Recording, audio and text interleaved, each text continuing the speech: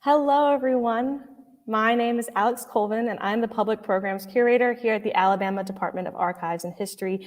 And I'm so excited to welcome you to this Alabama Radio Moments, WZZA, the Soul of the Shoals. I do apologize for the delay, and for those in person, I apologize that we are not in the auditorium with you. We were having some technical difficulties, but we decided to switch it over to a virtual platform so that everyone would be able to see it and that our in-person audience would be also able to still hear us and see the presentation. So thank you for your flexibility, and again, we apologize for the delay. I have a few quick announcements I'd like to give before I bring Tori Bailey on to talk about WZZA.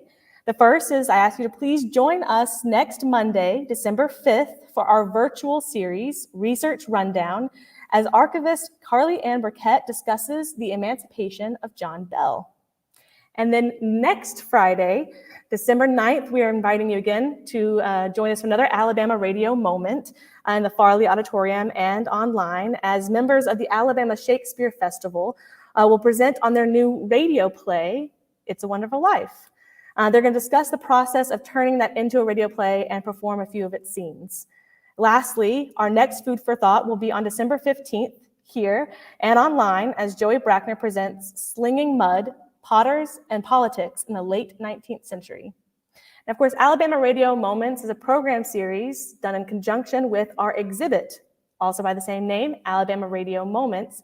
It is currently open here at the archives, and it'll be open through May 2023. It's on our second floor, and I hope that if you're here in person, you take a moment to go up and look at it after the presentation. And if you are not here, that you come down to see it. And I know that Ms. Bailey is going to plan to stay a little bit after her presentation and go and meet with people in the Farley, and also may take a moment to go upstairs to look at the exhibit, because in our final case, we feature some items from WZZA and tell the story of her parents. Now, Tori Bailey is going to talk about WZZA and her parents, Odessa and Bob Carl Bailey, and she continues her parents' legacy as general manager at WZZA. She uses her microphone to share updates related to educational, social, and health-related issues, and political and economic development and empowerment. Tori is committed to the continuance of providing a voice for the community and considers radio to be her calling.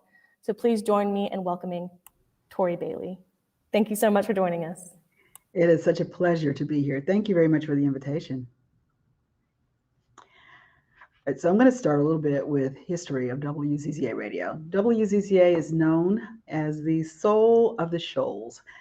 We have been around since July 4th, 1972. That's when we launched.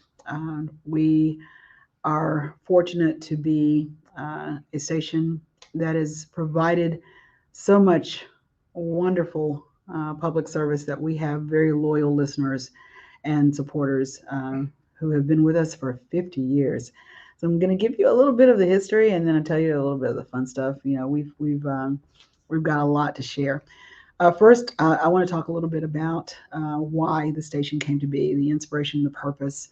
My parents decided to launch WZZA Radio because really there wasn't anything like that. There was not a station in Northwest Alabama that fulfilled a specific need for a specific demographic.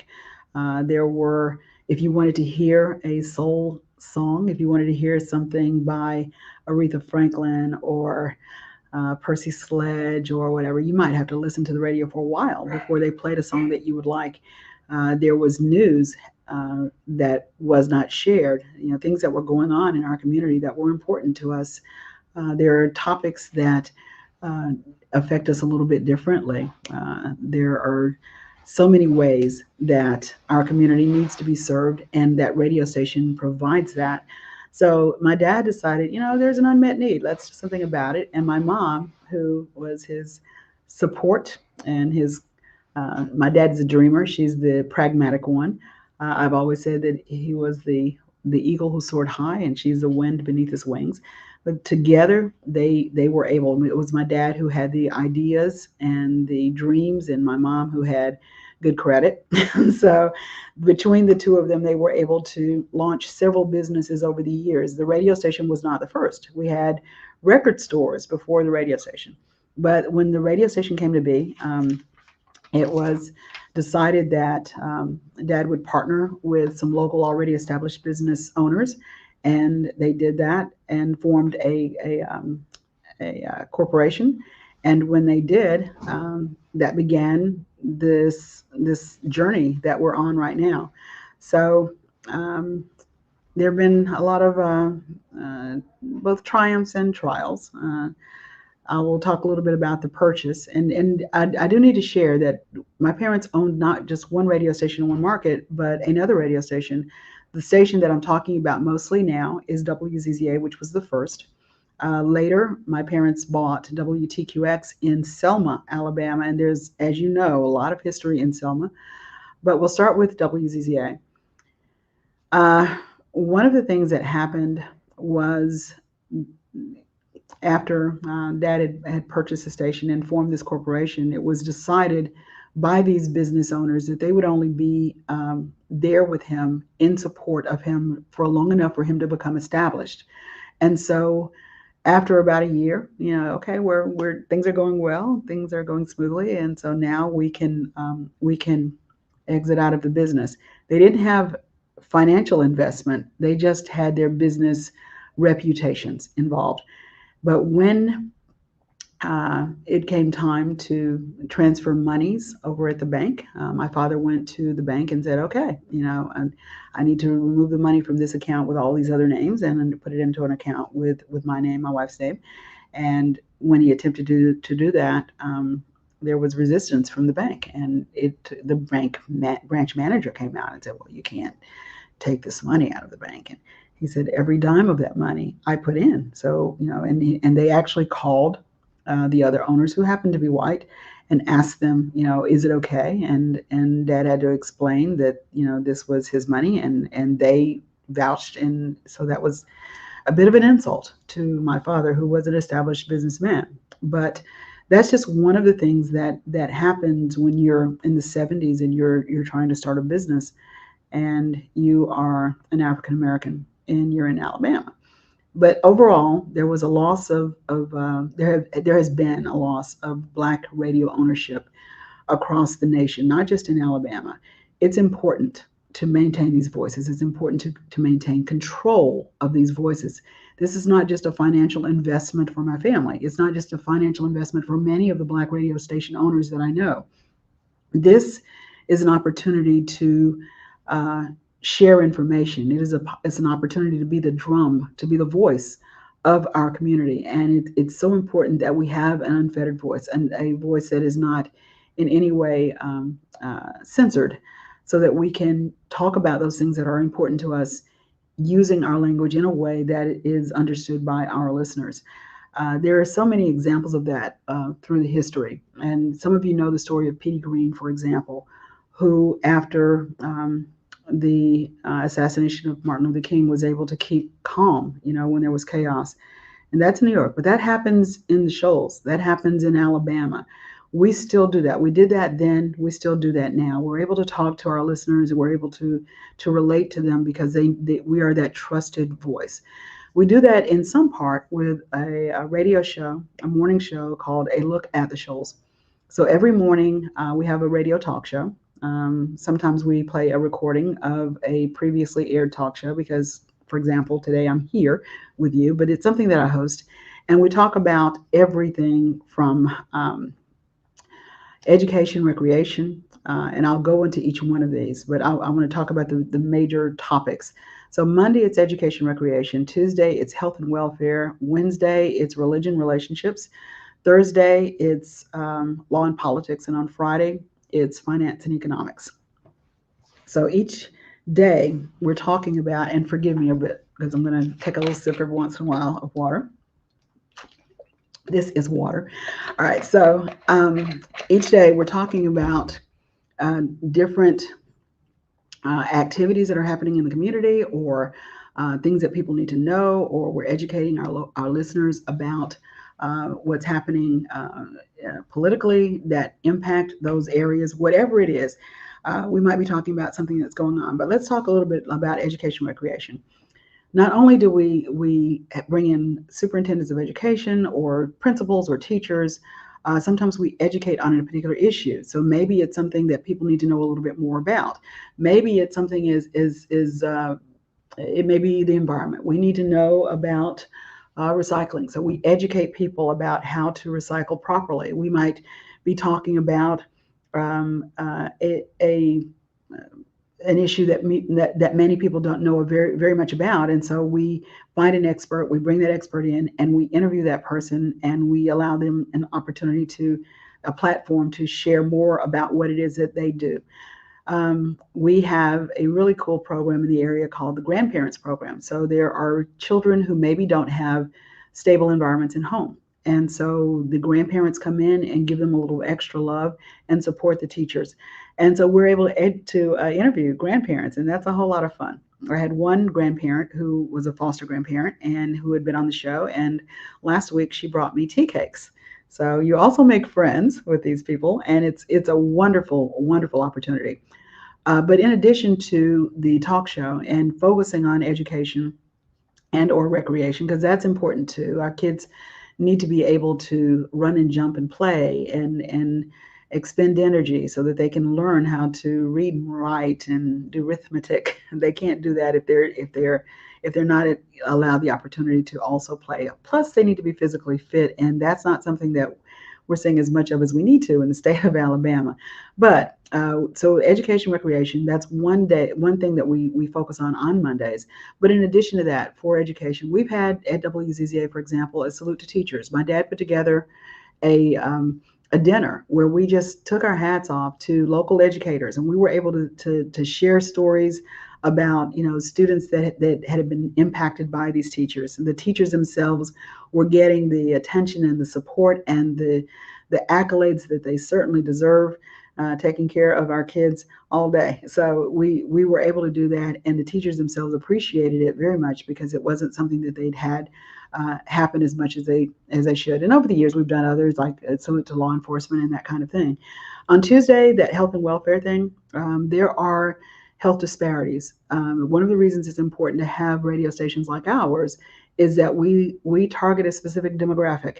It's important for us to be able to talk to people about the things that affect them the most. So if you're looking at, say, for example, CDC breakouts, you will notice there is a Black breakout, and you will notice that there are disparities, and it's more likely that a person who is African American is going to have high blood pressure or heart disease or sickle cell anemia. That's one that we spent a great deal of time talking about over the years. We, for many years, did a radiothon for sickle cell. We raised money and awareness about a disease that a lot of folks didn't know a whole lot about. It came about because the brother of the very first voice, and I got to give a shout out to Leonard Skipworth, the very first voice heard on WZZA radio 50 years ago. His brother had sickle cell, and it was a very painful condition. Many of the doctors didn't know about it. It's something that disproportionately affects people of color, disproportionately affects people of Greek descent. But it was something that we were able to, first of all, explain. This is what this is. It's not something physical. You're not going to see. Nobody's bleeding. It's not. They may not have a bruise. So you have to be able to tell a doctor or tell a teacher, tell an employer, yes, this is a real condition and this is happening. And so we were able to talk about it, share what it is, what it's all about, and then raise money for it so that there would be more research, so that there would be more support for patients who had it. And that was something that we did for a number of years. And I remember when it started, the lady came to me and she said, I'd like, to help to raise money for sickle cell. And we did a walkathon, and that didn't work so well. So we just really want to get on the radio. And I said, okay, so we're going to do a radiothon. Okay. And so we did. And nobody had, we didn't really promote it a whole lot. We talked about, oh, you're going to do this, but nobody really knew what it was. And so that Friday, we raised a little money and we talked about it. And I said, we haven't raised enough. So let's go through the weekend. Let's do it Saturday and Sunday. And that then launched, I think we did it for 10 years straight. Friday, Saturday, and Sunday, raising money and raising awareness. And we got to the point where we had hundreds of people who were ready for that weekend. We did it during February, so we called it the month of love, and show love by providing money for sickle cell.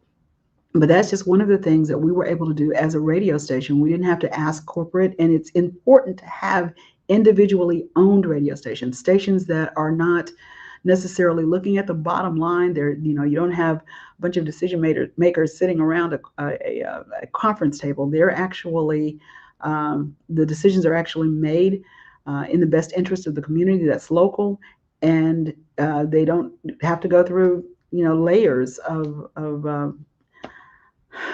people who are bean counters. We don't have to do that. We can make a decision locally. We talk about religion and relationships. We have so much support from our local churches. We do something called day parting. Every day we have gospel on in the morning. We start off our day with gospel.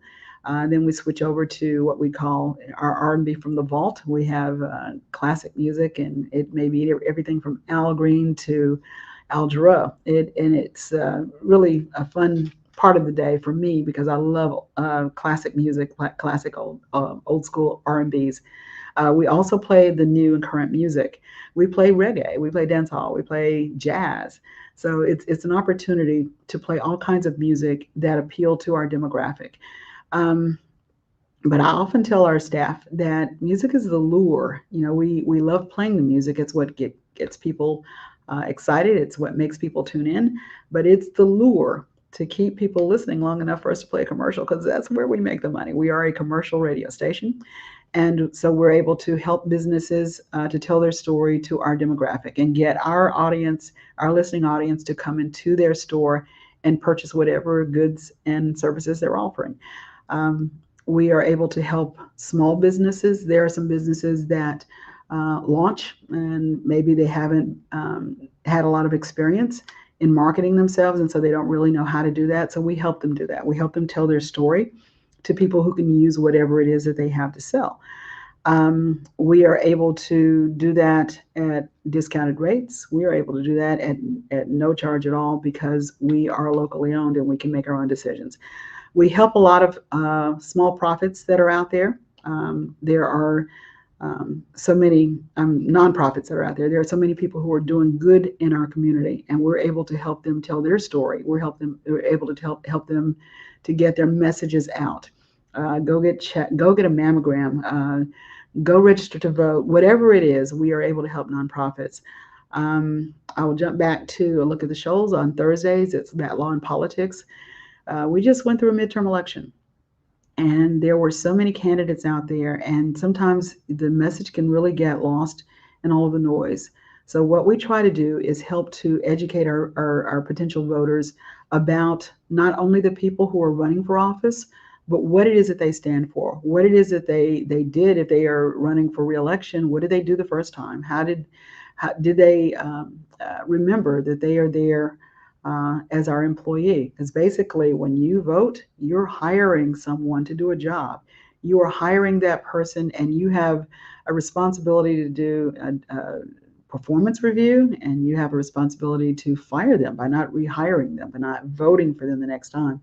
And so we tell people about that, and we talk to them about the importance of being a participant in the process. But we don't just encourage people to go out and vote. We do that. At WZZA, we have voter registration forms. So anyone who comes in can register to vote at WZZA. I keep them with me in almost always. I have some in the car. I've had people pull me over, like wave me down as I'm driving down the street, like, hey, do you have a voter registration form? I heard you say that on the radio. And I have registered people to vote on the corner. But there are so many things that are important that affect our lives. And it's not just about a political party. It's about, did this bridge get repaired when it should have? We've got, roads that need to be maintained. We have, the broadband is a real issue that we realized how much of an important issue it was after COVID, because we had kids who were not in school, and some of them lived in places where they didn't have access to computers. So we were able to tell that story. Speaking of school, I remember years ago, if there was inclement weather, and this was long before the internet was what it is today, if we got one call, we got a dozen or 2 dozen calls from students going, hey, did you say we didn't have to go to school today? Because the schools would call us and let us know schools closed today because of inclement weather. And then one kid would call, and apparently they'd call their friends, and then we'd get a call from like 12 other kids, and we'd be like, okay, tell your mama, just turn on the radio, and you'll know whether you have to go to school. But that was pretty fun. Those are the kinds of things that we would do, though. We were able to just give them up-to-date information. If there's an automobile accident, this road is now closed because traffic is being diverted.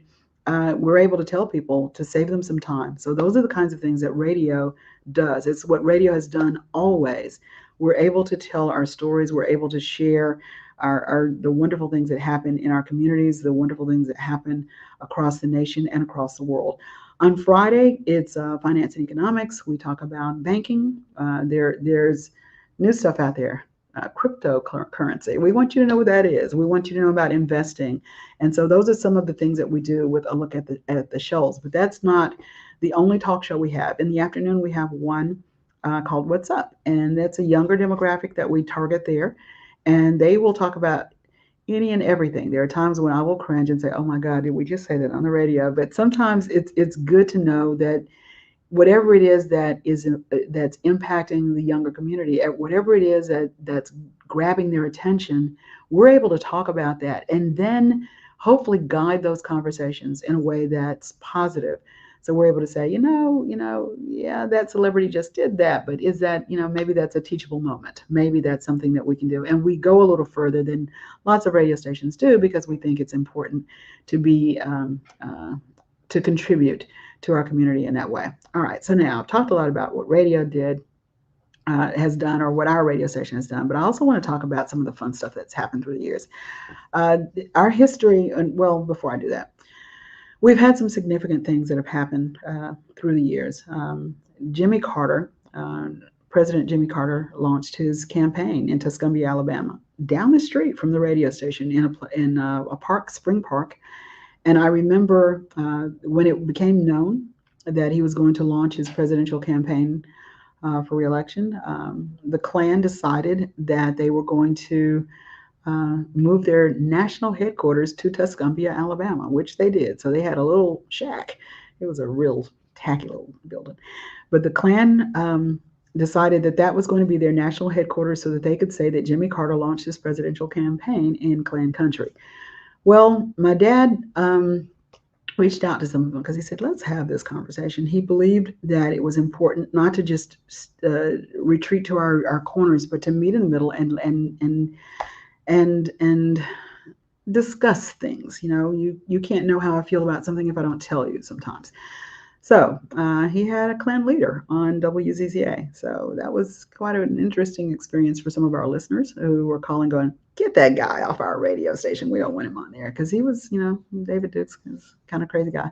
But these were the kinds of things that he would do. Like, why do you have this organization that does this thing? Why do you feel this way? There was another incident that occurred with our local Klan. There were a couple of years when we were being targeted and harassed, and I mean the radio station. Before the addition was built onto the front of the station, where the DJ sat, there was a big picture window, and someone threw a watermelon through that picture window. Someone shot out our radio tower. Someone shot out our glass doors. Dad was, when he was having the addition done, the doors would be installed and then someone would come along and shoot the doors out. And so we still have bullet holes in one of the walls where those shots came through. But there was we are right outside the city limits of Tuscumbia. And so the police weren't, at that time we were a daytime operation. So that means we were sun up to sundown. And the police weren't patrolling there. And so the city police said, we're in the county. The county said, well, really, you're the city's responsibility. And so nobody was patrolling. And we would find this new thing that had been done the next day when our morning guy came to sign on the station. And so I remember my father being pretty frustrated about it. But the culminating event was when they burned crosses at the radio station. They burned a big cross, and that was, I think the proverbial straw that broke that camel's back. And so my dad called some of our local Klan leaders, and he knew who they were. And so he asked for a meeting, and they came down to the radio station. And my mom and my dad's gun were there at the station, and they had this conversation. And I remember them being a little bit outraged that they would even be accused of such a thing. And it turns out they said it wasn't them. They said that they had not authorized any of this cross burning or any of these harassing events that had occurred. And apparently the cross burning was a final straw for them too. They were offended that someone who was not a dues paying member of the Klan would be using their thing, which was that cross. And so they went out and did some investigation. So it was a Klan who investigated and found out who it was who had burned the cross. And they came back and they told my dad, we took care of it. And they began to patrol WZZA. And so that was kind of an odd thing that happened. That was just one thing. And over the years, I've discovered that there are people who will subscribe to a certain way of thought. But when you have a one-on-one conversation, that person really doesn't believe the rhetoric. So we really need to talk to one another a little bit more than we do. All right. Now, I remember going to Forsyth County. My parents took me, and this is not Alabama radio per se, but this was a result of a conversation that Oprah Winfrey had with some of the audience members who were made up of people who lived in Forsyth County and in Cumming, Georgia. And we went, but I was able to come back and talk about that experience at WZZA Radio and say what it was like to be in this area that had been featured nationally, that had gotten that kind of attention for such negativity. And then we were able to talk about how we wanted our area, our community, not to be that. And certainly it was a catalyst for even further discussion. I'm not saying that everything was good. There was a time when, in maybe the late 70s, when there was a Black coach who was fired. He was well loved, or no, he wasn't fired. He was not given a promotion to principal. Typically it was the coaches who ascended to the position of principal. In this case, he was the most qualified and was overlooked for the position. And there were people in the community who were outraged that happened. And so there were a number of meetings. A lot of these community meetings, my parents were involved with it. My dad would go, and he was very vocal. We would work with the local NAACP. We would work with local media. We would work with local elected officials to resolve issues that occurred in our community. And for the most part, that was a good thing.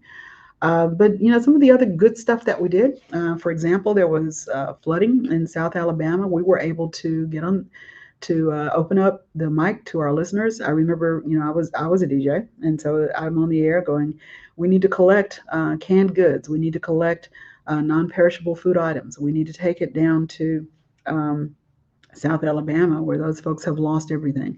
And my dad drove this stuff down. We collected all kinds of items and we drove them down to South Alabama. Those are the kinds of things that we did. I remember after Hurricane Katrina doing the same thing. We collected so many items. People listen to the radio, their hearts are touched and they help. There have been over the years a number of people who've experienced loss. So for example, we've had people who lost everything in a fire, and we were able to get on the radio and say, they had 3 kids. This is the size shoes they wore. These are the toys that they need. And we're able to collect for the community. That's what community radio does. That's why it's so important to maintain it. It's so important that we continue to have radio stations that are not just money motivated, that they have a purpose, that they give back. We at radio can help to resolve issues. We can help to build those bridges. On election day, the phone rings. There are people who want to know about the amendments. As you guys know, there were a number of amendments on our last on our last ballot during the midterms. And there are people who aren't really clear about what those amendments mean. And we're able to do the research and explain, this is what this means. If you vote this way, you're voting to say this. We're not really trying to tell you what to do, but we want to make sure that you're educated and that you're informed and that you understand what this amendment will mean for your life, what it will mean for your community, what it will mean for you. And so we talk about those things. We do a lot of voter education. We talk to people who are not just aspiring to be in office, but those people who've already been elected, and we hold them accountable. That's what we do at WZZA. On election day, we not only tell you, please, please go vote. We're begging you, please go vote. And then I bribe people, and I'm like, if you go vote, come down here, you get a prize. If you got your I voted sticker on, we'll find something for you to have, and it may be a coupon for free donuts, or it may be your favorite CD, or whatever. It may be whatever we have. We have a bumper sticker down here. We'll give that to you if you can show that you voted. But we don't just ask them to vote. We don't just beg them to vote. We also offer rides to the polls, and so we do a ride network every election day, so that if there's someone who's offering rides to the poll, we connect them to the people who live in their geographic area who need a ride to the polls. And so we've been doing that every year. And there have been a number of years when I've been fortunate, honored to be able to take somebody to the polls. I remember one year, several years, it was a lady who was visually impaired. She's blind, she can't get there. And so she trusted me to be able to take her and then help her with the voting process. So those are just some of the things that we've done at WZZA Radio. And that's just, I'm just scratching the surface. But I want to tell you about the fun stuff too. We have sponsored. We had what we call the Teen of the Week show, and that was when anyone ages 13 to 19 could write a letter to the radio station saying why they wanted to be chosen as the Teen of the Week. And then we would select someone every week, and on Saturday that person got to come, that teenager got to come to the radio station. They selected their favorite DJ, and they would be on, and they would play their favorite songs and shout out to their teachers, and they were interviewed, and we would ask them what their favorite class was in school, or what they wanted to be when they graduated, or who their favorite teacher was, or who inspired them in the community or whatever. And so it was really a cool time. But every once in a while we would gather all those teens together to do an event. Like we would take them over to Huntsville, to the Von Braun Civic Center, to a concert. So I remember I was a Teen of the Week. I asked if I could be one, and my mom and dad said I had to write a letter like everybody else. So I did, and I was I was chosen. I got to be a Teen of the Week. But we would go and do these different events, and it would expose kids that maybe didn't have another way to get to certain places to, cultural events. We really should bring them here to the Alabama Archives. That would be a good thing to do. At any rate, we also, my dad was a concert promoter. So we promoted concerts to, gosh, I can't even remember how many years this was done, but I do remember James Brown coming. I remember being a little girl, and my brother and I were asleep, actually. We were in bed, and Dad came home, and he wakes us up and bundles, put your coats on. I would just leave your pajamas on. Just put your coats on over your PJs and put your sneakers on. And my mom's going, Carl, where are you taking these children? It's late. It's, they've got school tomorrow, whatever. And he's like, well, James Brown wants to meet the kids. So we actually went to the Florence Lauderdale Coliseum, and we got to meet Mr. Brown. Hi, Mr. Brown.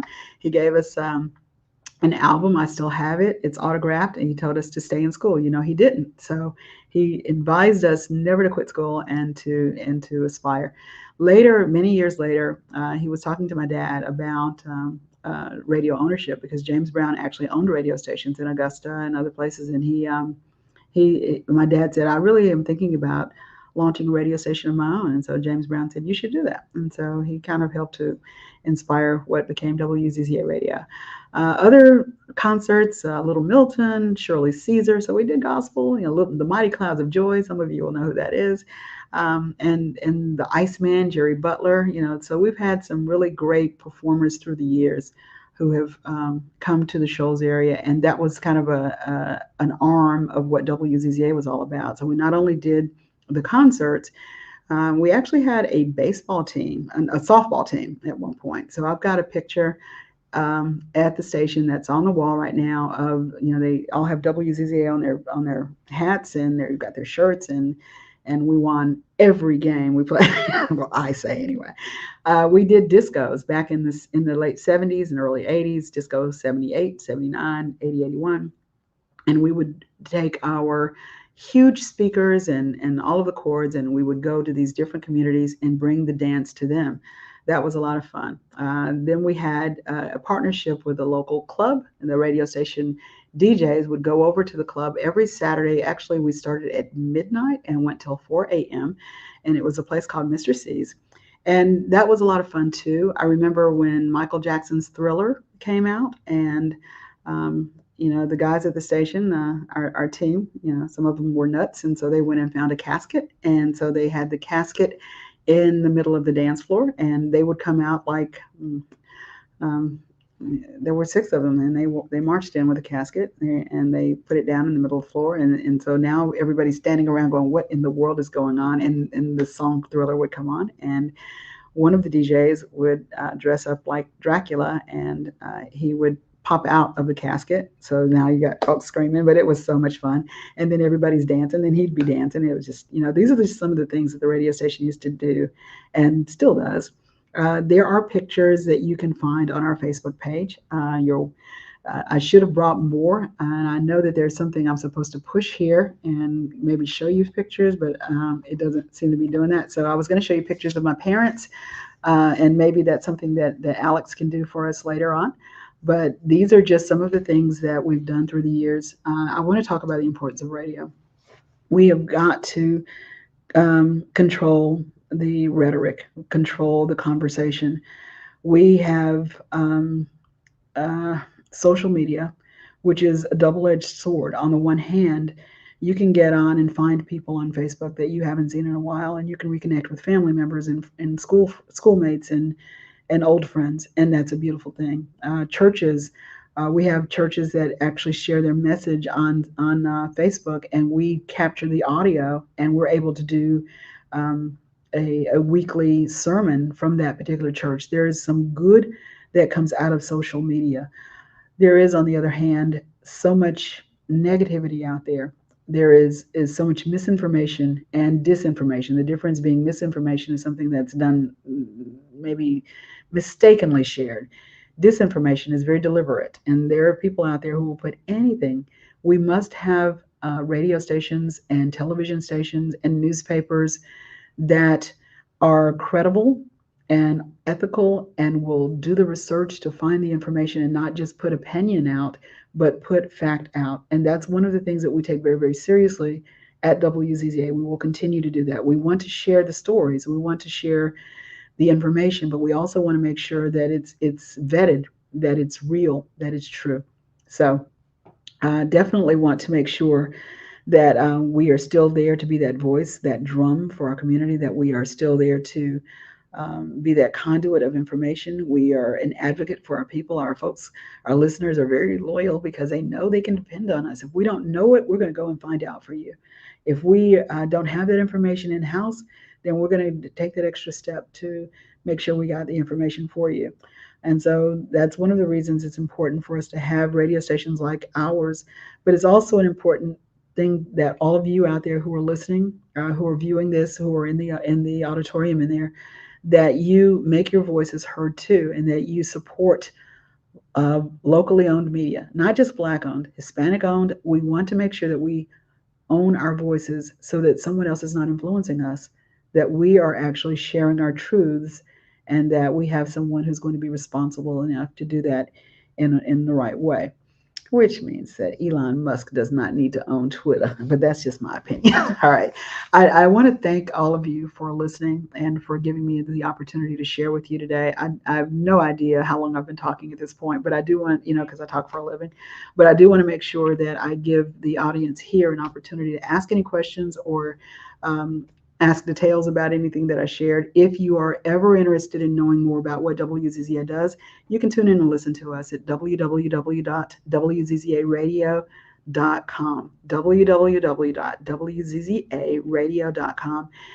You can follow us on Facebook. I'm actually going to disable that Twitter account because that guy's insane.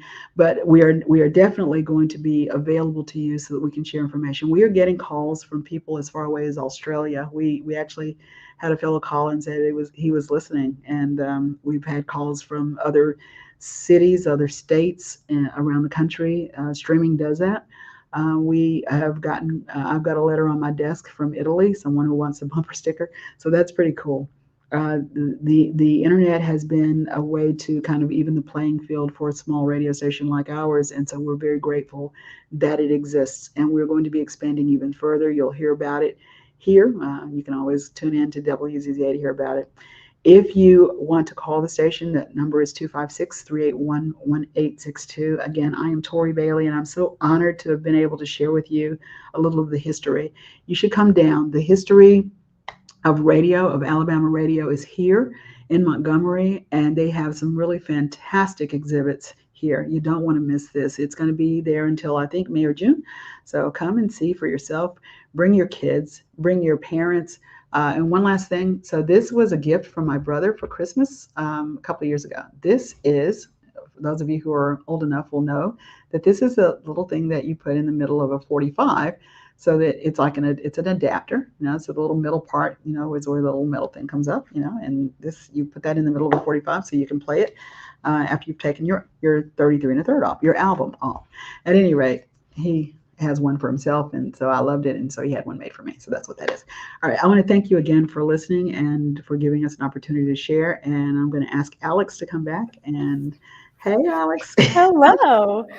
Thank you so much for sharing your story with us. It was such an honor to learn more about your family and about WZZA for the exhibit, and we wanted to have you come and be able to share with us. It was fun to be here. And so we have now time for some questions. So if anyone online has a question, you can put it in the comments. And then if you're in the Farley, if you have a question, Sam is collecting them and he'll text them to me.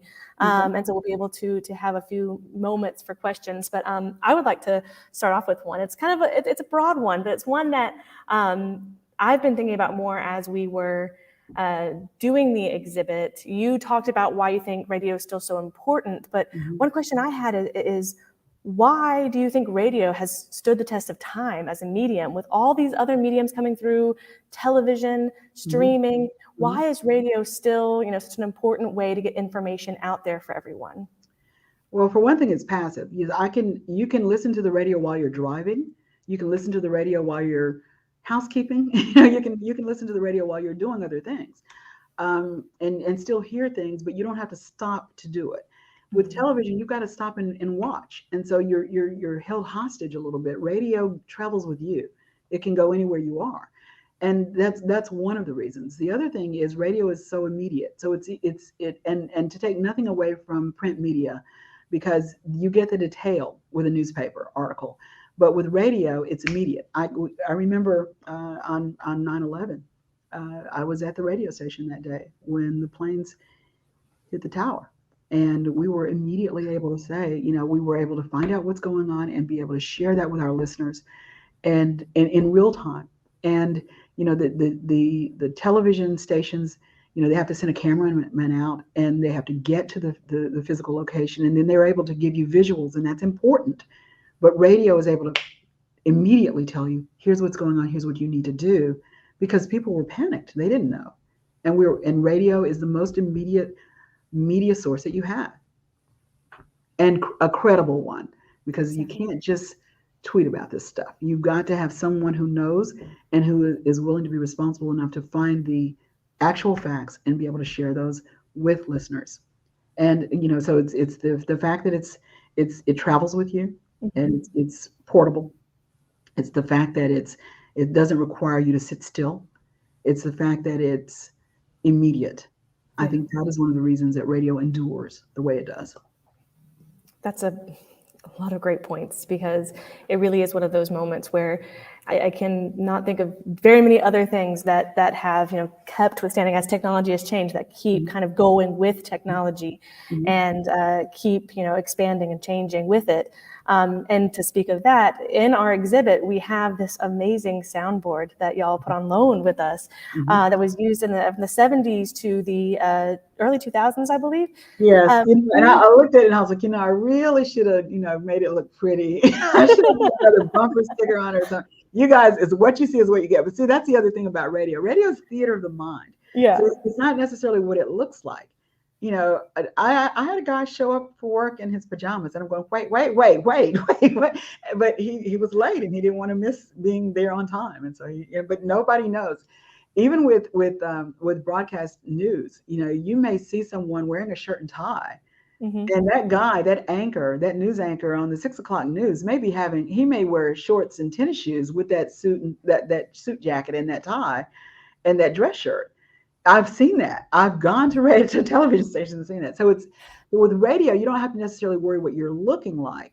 It's about what you're sharing, the information you're sharing. It's what it sounds like. And so it's a little bit, it's easier, for me. Exactly. Yeah. I don't have to necessarily comb my hair. I can still tell the truth. No, I love that because it really is. It's about putting the information out there. It's how people are absorbing it is however they need to absorb it and what they need to hear. But what I love also about that soundboard is that it can show us also how the technology actually of making radio work has changed. I know we have a question Wait, I got to tell you this. That soundboard existed long before there were CDs or, you had analog radio, which is like the brown tape on a reel-to-reel or on a cassette or whatever. Or, we had what's called carts. They look like 8-track tapes, but that's what we put our commercials on. But then, you had new technology, so you had CDs. And I remember, my dad saying, tell those record companies we don't want those CDs. We want to just still get, albums and 45s. And I'm going, Dad, we gotta change with the times. But I remember when I ordered CD players from a record company. I remember doing a promotion with them, and they sent these huge boxes, and I was like, how am I going to make this work with that board that you guys have on display here?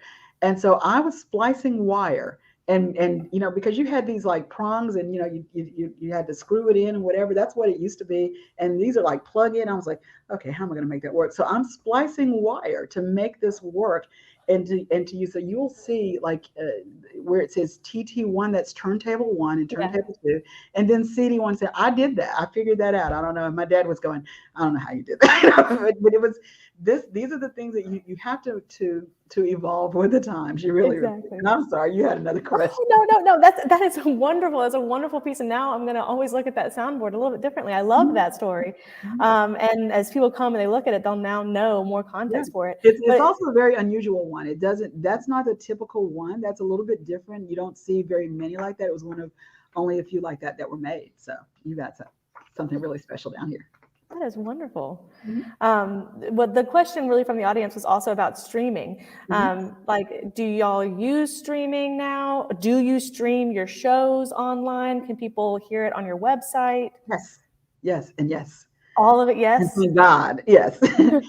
We're a small radio station in a small market, so in order to even the playing field, in order to keep us competitive, streaming was something that was a godsend for us.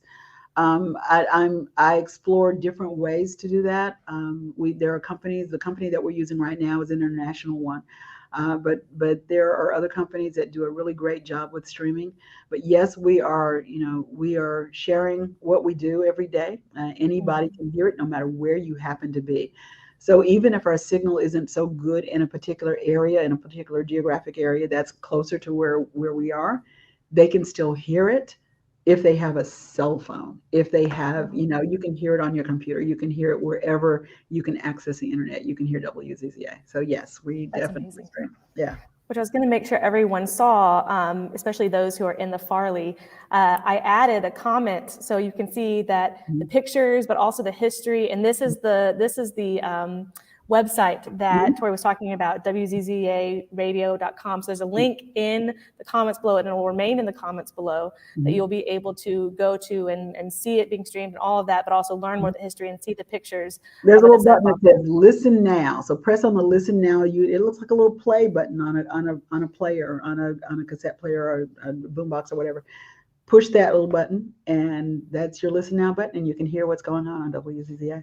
Perfect. Well, is there anything coming up on WZZA that you want us to know about? Any particular programming you want to tell us to tune in for? Oh my goodness, there's always, there is a group that we partner with. They are funded in part by local government, but they help minority and women-owned businesses. And they have just partnered with us again. They usually do it like 6 months at a time. And so we're able to help businesses that are launching to get started. We give them the marketing and the promotion, and we're able to say, hey, this is a business and they're selling whatever this is that they're selling. And we're paid for it by Mainstream Development Corporation, which is really, really cool. So there's so many partnerships out there. That's one that started, will start tomorrow. And so you'll be able to hear about new businesses. So if you have thought about starting a business of your own, there's probably going to be an organization like that can help you. You never know. With the University of North Alabama, there is a small business incubator. And we're able to partner with them to help businesses, and then we're able to get them some exposure to potential consumers who will go to that business. So that there are so many partnerships that we have, but that's one that's starting tomorrow. We're probably going to have a holiday party. I'm pretty sure it's going to be on the 30th. So anybody that's in the Shoals, if you want to come party and hear some really great music from through the years, we've been there since 1972. So you can imagine our music library is pretty extensive. You're able to come and hang out. And if you can't dance and, do your thing, then, we'll help you out. But come in here, it'll be fun. So that's one thing. We had our birthday party on the 4th of July, our 50th birthday party. We had an open house. And people came in from all over. It was great. We had a birthday cake with a picture of the radio on it. We had live performances. We did tiny desks. So we had like a gospel singer who came in and brought his keyboard, and he just did a concert right there in the studio. We had we had 3 that did that. We had some R&B.